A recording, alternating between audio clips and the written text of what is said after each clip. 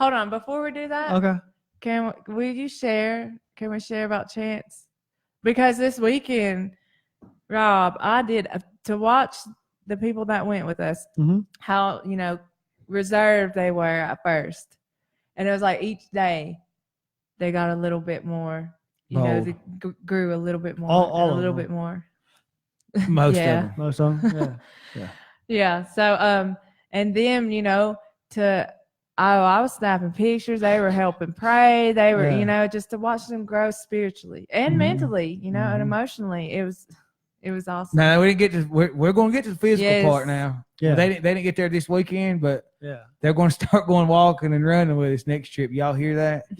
What you're describing, that spiritual growth that you were able to observe in all of these people, that's exactly what thousands of people saw in you guys. Yeah. When y'all made that run to Oklahoma. I hadn't even thought about that. Like what you're describing that you saw in Chance and the rest of them is what all of these people who followed you from all over the country, we saw that in you. Because you weren't, you were like out there, but you weren't out there spiritually like you are today before that run. Right. It started growing into you throughout that trip. And we got to see that. Exactly what Caitlin was just describing and the others. That's you too. That's a good observation, man. Yes, both I've grown so much. That's a good observation. I like that. Even just this weekend, I've already seen how much I've grown. But just God's doing so. He's doing it. Yep. God did that. For sure.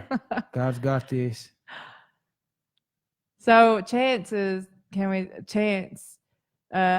we ended up coming up through Murphy Way last night.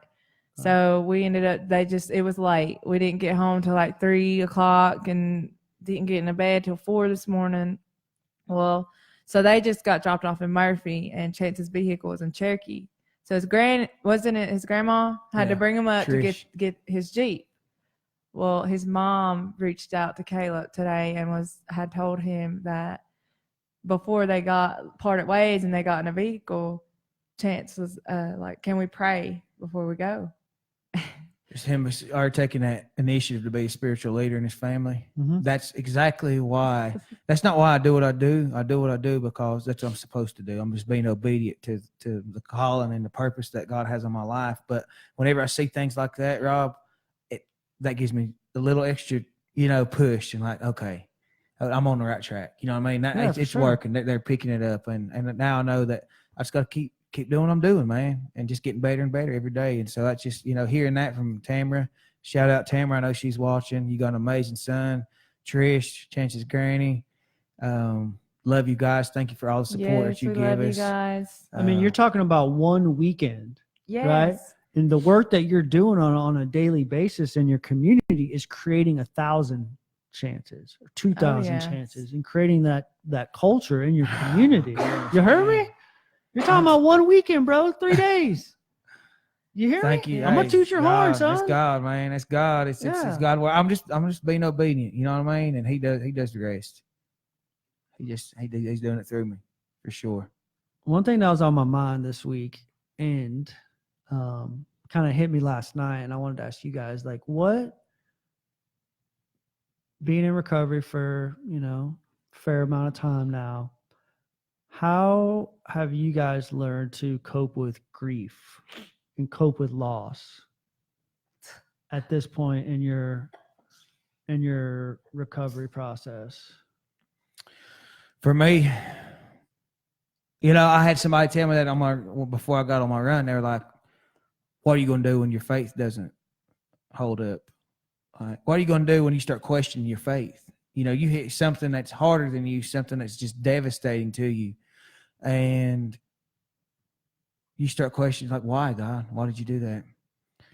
For me, having an understanding that God He's not the author of evil. Like a lot of people, think, why is God letting this happen? God's not doing that. That's not God. That's not who He is. Now, He allows things to happen sometimes so we'll come back to Him. So when my Aunt Annie died, or anybody dies for that matter, you know, I got to take a step back and not lead with my heart so much, and that's the time to think about, like, okay, like my aunt dying, she was on drugs, man, you know, and seeing her decisions and her disease and the things that she was doing in her life, that's what destroyed her, you know. And so being able to, it's important to me as a Christian to make sure that person, whoever it is out there walking around, they know about Jesus, man. And you know, that's what I'm called to do is to be that light for him and to tell about what he done for me, what he done for you. Whether you pick that up or not, that's up to you.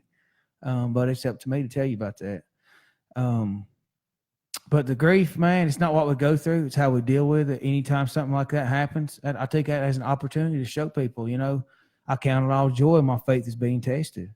You know, I get a chance to show people what it is to be a good, strong Christian, a man of faith that know, you know, it shows resiliency and even going back to my culture, you know, what it means to be a Cherokee man that's been, you know, my ancestors have been through so much. And just, that's how I look at it. You know what I mean?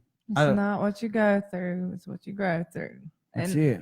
And I know, like, when that happened on the run with Caleb, like, that really taught me a lot, you know, because I looked at it like, how would I react? And it's true, you can't just give up. You can't just, you know, because life's gonna hit you. It's gonna happen. Oh yeah. And whether it's, you know, the loss of somebody that in your family or a loved one, or even if it's just, you know, like, okay, like trivial things like a job, not getting the job that you wanted, because that might happen, you know. Just different things like that. Just being able to cope with it. I have better understanding now, you know, by seeing. I especially learned that from Caleb. You can't just give up. Especially, I mean, there's too much, and all the pain that we've gone through. I mean, I use that. I'll be like, and Caleb instilled that in me, you know, like, look at all the things that you've accomplished and overcome. You can't just let something pull you back and make you stumble. That's another thing too. And I said this a lot this weekend. I said this a lot to a lot of different people is, you know, you can't keep looking back. You got to keep your focus forward, because the minute that you turn your head and you look back, you're going to stumble backward. You're going to stumble. Yep, you're going to fall. So you've got to keep looking forward no matter what. And I know it's sometimes easier said than done, but go ahead. I mean, your wellness, your well-brided depends on it. Man, I'm telling you, I'm getting pumped up talking about this now, because that's why I the self-proclaimed line, man, when adversity hits, when, you know, those things, devastation hits, I look at it, man, I'm going to hit back. I'm going to keep showing up. I'm going to keep doing what I've been doing. I'm going to keep exercising. I'm going to keep eating right. I'm going to keep praising God. You know, you ain't going to steal my joy. Nobody, nothing, no thing, no person's going to take my joy because you didn't give it to me. It comes from above. I know where I'm going.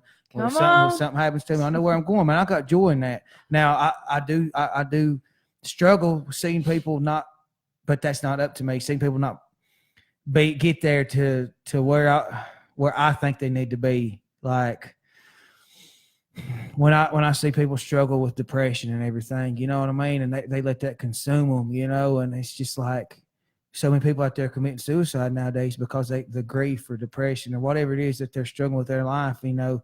So they're letting something in their past or something they're experiencing right now determine their future. I can't wrap my head around that, you know, and I want to understand that and how to help them people. And so that's what I look at, you know what I mean? I'm not going to let anything, man, I've been through hell and back, you know, with my addiction. I think about that. Anytime I run against something that's tough for me, I'm like, man, I've seen this before. I mean, I've been through something tougher than this before. I'm not going to let this define me. You know, that's how I attack life. I brought this up because it's not necessarily direct experience or how I like an experience that would, you know, make me question like how to handle grief. But it was more about seeing someone I love experienced loss, potential loss, seeing someone that I love hurt. My pops, my father, got a phone call from him last night. Talked to him for about an hour.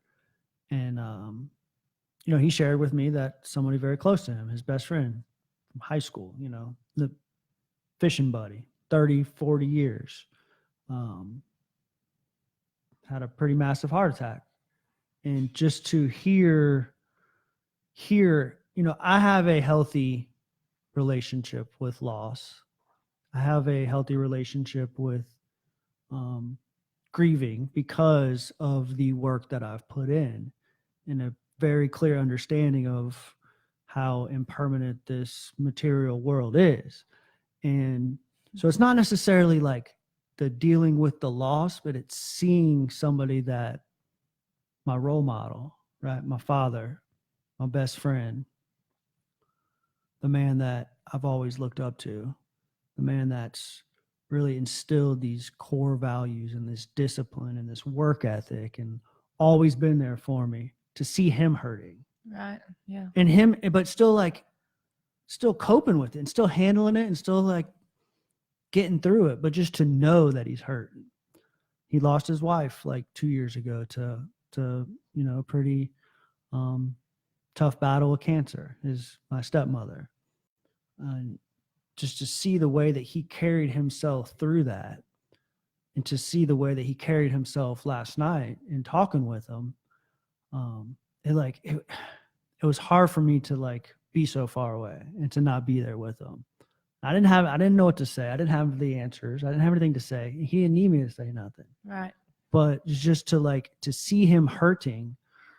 I got home. He called me as soon as I got off work and talked to him for about an hour. I got home and I just couldn't sleep, man. I was emotional. It really affected me just knowing that he was hurting, and he's, in his 60s now. And like, just to see him, like, I don't experience that. It hurt me. And I was just really struggling with like, well, what, I don't know. I was crying tears of gratitude because he is so special to me, and the way that he can carry himself through these adversity and things that you talk about, and still maintain such a high level of hope and such a positive outlook and a healthy relationship. It's just, it was uncomfortable, but it was all like out of joy and out of gratitude for having him and for having somebody to like look up to. That, I don't know, it was weighing heavy on my mind, and it really like affected me because he's so important to me and so close to me, and like just knowing that he's hurting, even though he didn't really like directly say it. He's coping with it and he's getting through it, but it's just knowing that it's affecting him on that level. It was tough, man. I cried myself to sleep last night, man. It was tough. I was just, yeah. Love you, brother. Yeah, you too, man. You too. Hey, man. That's why I presented that question. That's why I brought that up. I don't know. We're gonna go through things that's gonna upset us. And like going back to my aunt, it took me. I ran 9 days straight. That's how I coped with it. Mm-hmm. And finally, I broke down. And that's okay. To feel those things. And just try to encourage him. Yeah. Just keep encouraging him. That's it, man. Just keep loving him through it, and just remind him of the things that he's taught you. Do you just have an open dialogue like that? Oh yeah, absolutely. Just keep reminding him of the things he's taught you, man. And being your rock and your strength and everything. And even like just all the things that I did. All the things that I did, he always supported me. He was always there for me. Like no matter what kind of trouble I was getting into, he was there to support me through it and have my back. And like it just hurts to see him hurting. Right. And that's like you said, sometimes it's better. You don't have to have all the answers, just to be somebody to listen, just to listen to what he's. Yeah. And it was hard being like, I just wanted to freaking drive over. I just wanted to drive down there. I was just like in the car. I was at the rec center because if I continued up my mountain, I'd have lost phone signal. I sat at the rec center for like 45 minutes talking to him. I just wanted to get to his house kick it with them, and I can't because it's just 12 hours away back in Tampa. But it was just, it's tough, bro. Tough. Mm-hmm. I love you, buddy. I love you too, I man. love you too.